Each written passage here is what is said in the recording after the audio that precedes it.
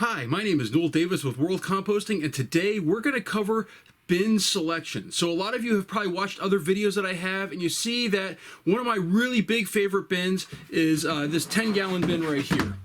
So this is a standard 10-gallon bin from Rubbermaid. It's called the Roughneck series, and I drilled some holes in it. And this is actually a really good bin. I've really liked these. I still have a ton of them in my house, and these have worked incredibly well. But you can't find these anymore, unfortunately. These are not in stores anymore, it seems like. And online, you have to buy 10 of these to really get anything. So I'm going to show you some other bins that I think also work really well, and I've seen other people use. So let's go down. I'm going to bring up some of these bins, and that way you could take a look and see what we have. All right, before we continue on, I want to go over why I really like these 10-gallon totes. And one thing is the depth. So if you look at this, it's about 9 inches deep. So that's about how deep it is. You can see there it lines up at about the 9. I drill the holes a little bit further down below. I typically have less than 7 inches of material in this bin. And that's a really good amount, I feel. Once you get over that 7-inch amount, you really start to have issues with it building up as far as anaerobic conditions. And at that point, you really need to put some holes in the bottom of these bins to sort of drain it out and make sure you get that airflow. That's what I really like about these, is that depth is a really good depth, I feel, where you don't have to put holes in the bottom and you can kind of let this sit. Now, as I said, these are hard to find now, which is why we're going to go over some other options that are out there. And the first other option is this right here. This is a busboy tray that you'd have at like a restaurant, and I bought this at Costco or Sam's Club or something like that, and it comes in like a 2-pack, and they're about 13 bucks. Let's say 14 bucks, so about $7 a piece, which isn't too bad. And these are a little bit less deep, so these are 7 inches deep basically by themselves.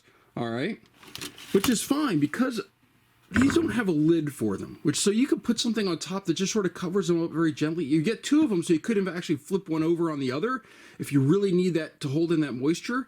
You know, it's winter time and it's really dry out. You need that moisture to stay in. You can flip it over and put it over the top, and that way the moisture stays in. Or you could get a piece of plastic or something to put over the top, and that way you can move it around as needed or drill the holes you need in it. I wouldn't recommend drilling holes in the side because that's really going to use up a lot of the depth in here. I mean, like when you start getting down into like, the 5-inch range in here or the 4-inch range, it's kind of tight. To be able to add food or move things around, you're going to end up dumping a lot of stuff out. But this is a really good solution, I feel, and these aren't too expensive at about $7, which is about what the 10-gallon totes used to cost when I bought them at Home Depot. It was about $7. So this is one of those. It works really well. Very sturdy. It feels like it can hold a lot of stuff in it. It's meant to hold heavy items for a busboy, when they fill up, this with glass dishes and everything. So these actually work really well. And just so you know, I'm going to put a link to it down in the description for these items. So that way you could see, and if you want to see them on Amazon, you can go ahead and take a look. But this is one of the first things I'd recommend. And you can also easily start a lot of these now. The one problem with this is that these don't stack very well.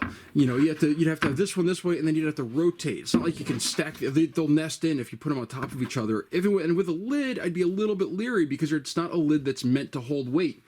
Sort of like these are, where I could stack these 3 high filled with stuff, and these are perfectly fine. These lids will hold a lot. Like, they really do hold well. So, it's one of the things you have to worry about with these is the fact that these will not stand up to having stuff on top of them unless you rotate, sideways. So you put this one this way, and then you rotate, this way, 90 degrees, and then you rotate 90 degrees again for the next one. And you could probably stack a few of them that way. I wouldn't do more than 3, though, because you're getting up pretty high. And if you don't have a lid on them, all that moisture is going to come up and hit the bottom of the other one. So you're going to want to make sure you either have something on top of this, and then you put these on top of like some sort of surface that can direct that water back in and not soak the bottom of your bin, so that way you're putting water down all over your house. So this is a really good option, and I highly recommend them. And then I have another option here. Now this is available at Home Depot. Now this is kind of a small one. This is only 7 gallons. And this again is about the same depth. And I've used these before in larger containers, but this is a little over 9 inches, probably about 9.5 inches or so. So that's not bad. It means you could drill some holes up here, to kind of let some of the moisture out, and then also keep this lid. And this lid is meant to hold another one on top of it. It can hold a lot of weight. I mean, I'm putting a lot of weight on there. And then this lid seals on pretty tight. So with that, you can take the lid off, or you can put holes in the lid if you want. I typically don't do that, But this is a small container. This is the 7-gallon one. It's great for starting a small bin if you want to try it out and see if worm composting works for you. The one thing I will warn is that I have had worms go up to the top, go up to the side, and go in these gaps right here on these sides. So they have these little air gaps right here where water can fall in and stuff, which I have to admit, I think that this should just be sealed off. It'd be make a lot more sense. But I had to tape these over so that way things could not get down in here. I was getting worms that would come up, go along the lid, get down into there, and then stay in there. And then to get them out, I basically had to use I think a Q-tip to mush down in there and then kind of peel them out of there. So I eventually did tape these up just as a precaution. Now, one thing I really like about these bins is that there's a multiple sizes. Like this, as I said, this is 7 gallons. They had a 12-gallon one that was just a little bit bigger. It looked like it was, I want to say another 6 inches longer or something like that, and a little wider, but the same height. And that would also be a really good one. It would be a really good replacement for a 10-gallon bin to move it into a slightly larger bin that can really hold some weight. And these things really can hold a lot of weight in them. I mean, this bottom is solid. The other one I have is actually 27 gallons, and it is filled up probably about 50% of the way. And I really need to empty it because it's so heavy, though, I can't move it, which is why I recommend these smaller bins like this. So that's why I really do like these things. These really work well. Now, with that, I'm sure that you have seen, or if you haven't, I'll link it up top, my bedding video. So let's start making one of these into an actual container for worms. All right, so for my bin, I'm going to use this right here, the busboy tray. And I'm actually going to create 2 of these, but I'm going to start it just in this one. So now, if you watch my bedding video, you're going to realize that I'm using hardwood pellets this time.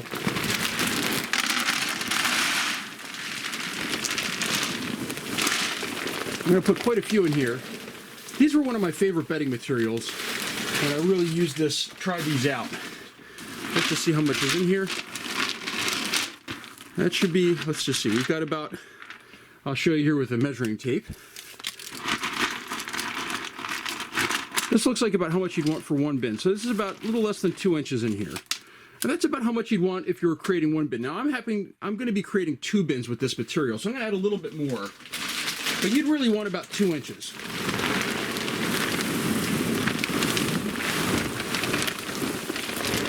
Because you can always add bedding material, but once material is in the bin, it's hard to remove it. Now with this, what I need to do next is I need to add water. Like as you can tell, these are really dry, and these aren't really great for having worms in them. So we need to add some water. So I have right here a bucket of water. I've let this sit for a little bit. It's a little bit yellow because it's been sitting and there was some dirt in the container. I'm going to just slowly pour this in here.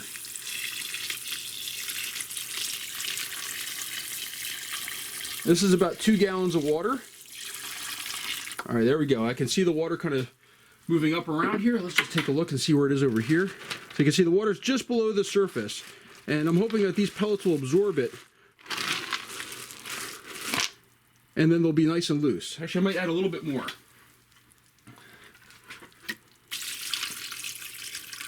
There we go. It's just below the surface now. So I'm going to let this sit and absorb this water, and then I'll come back in a few minutes.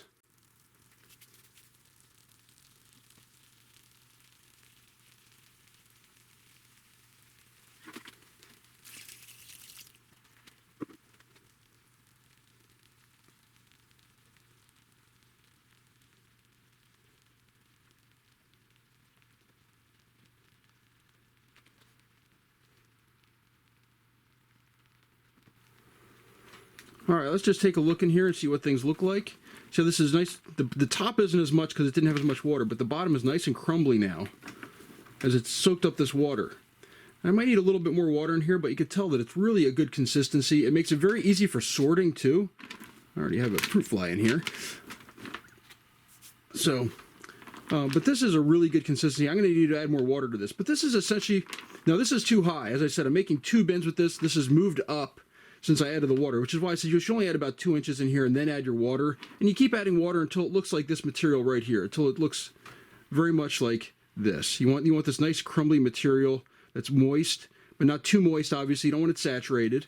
And that's what you're going to want to use for your bins. Now, once you have a bin set up like this, what do you need to do? you need to add some food, and then you need to order your worms. Or if you have them on order already, you need to get the food in there right now. So that way it can sit for a little bit. You're going to want to dig a hole, maybe not in the middle, but you want to dig a hole, and you're going to want to put the food right in the hole and then make sure it's covered, okay? So that's the way you start a worm bin. And then you're going to just add your worms on top, and you maybe want to have a light over it, and they'll dig down. And this type of bin, you don't have to make a, you don't have a lid, so there's no holes to drill on the side, but you can always add a lid. If you have a piece of plastic or maybe a piece of cardboard, you can just put over top and it'll eventually soak in and fall in. So like a leftover pizza box, you cut it to around this shape, you put it on top, and you know, you maybe have it catty cornered a little bit so there's some air that can get in. And with the air in there, it's going to move around, and it will slowly, the worms will come up and eat the food. The moisture is going to come up, hit that cardboard, kind of fall back down in or absorb into the cardboard if there's too much moisture. And that's how you should work it. So that's how you start this. Now, for this video, I'm using these bins for something else, which is why this is for, look, I mean, I only put in a few inches, and this is really filled up now. I mean, it's almost to the top, and it needs more water. So all these pieces can dissolve in here. So that's my start for this. And I hope you guys enjoyed this video. If you have any questions about different containers, you really can use any container you want.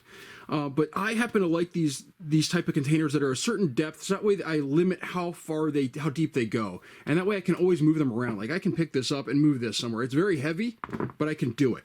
You get bigger than this and you start getting issues where, well, maybe the bin, this plastic, you know, might crack if you go to move it, or you can't lift it at all because it weighs so much. I mean, these things, you have to remember, 10 pounds of, you know, dirt weighs a lot. I mean, if you don't believe me, pick up a 5-gallon bucket filled with water. And now just imagine, dirt's heavier than water. And then also with that, you're to double the amount. So that's why you want to be real careful not to have bins that are too large when you're first starting out. Now, eventually maybe you move up to, you know, one of the bag systems like I have over here. As you can see, the Urban Worm Bag or the Vermibag that I actually have this sitting on top of. But or if you're just starting out, I really recommend starting small and just seeing how well it works for you. And then you can always move to a larger system, because you can always just take this and just dump this entire thing in one of these bag systems and it'll work just fine. But this way you have it something to test, and you can make sure you're not going to kill your worms. So I highly recommend starting off small with something like this.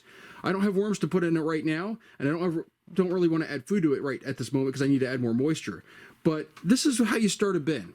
You know, and as I said, it shouldn't be up this high, but this is a great way to start. You can also use cardboard if you want instead of these wood chips, and I've used those in the past. Actually, this is one of the second bins I'm using these wood pellets in. I typically use cardboard because it's free, whereas this costs money.